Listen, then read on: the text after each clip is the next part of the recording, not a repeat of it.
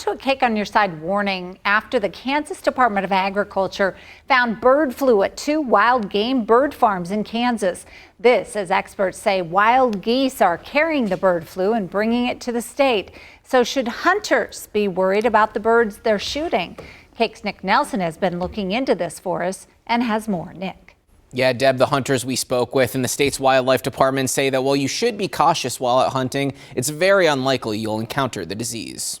I would say I don't have a huge concern over it, especially with, the number of birds, right? The chance of it going from a sick bird to me is slim to start with, and then the chance of me taking a sick bird in a flock of healthy birds, also very slim. Hunter Seth Hokinson says although news of the spread of the avian flu has made headlines in recent weeks, with some of the first cases in humans being reported, he doesn't believe bird hunters in Kansas have anything to worry about. Shane Hesting with the Kansas Department of Wildlife and Parks says this strain of the bird flu is rarely found in game birds. There's an ecological separation between upland birds where they are and where waterfowl are, and they're just not exposed to the virus like waterfowl are constantly.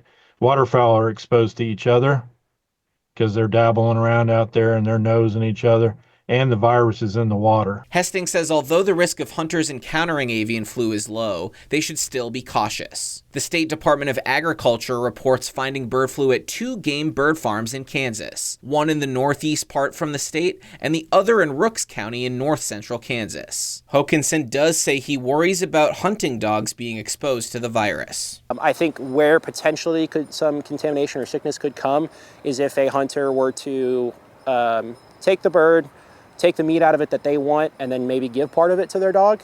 And if that bird has sickness, then there's definitely a possibility of that. Hesting notes sick birds will appear visibly disoriented and should be easy for hunters to tell. Use common sense. Don't be picking up sick animals. If you're hunting, don't shoot sick animals. Shoot healthy animals. And Hesting adds to use rubber gloves when picking up dead birds and to cook bird meat thoroughly to 160 degrees. Nick Nelson, Cake News on your side.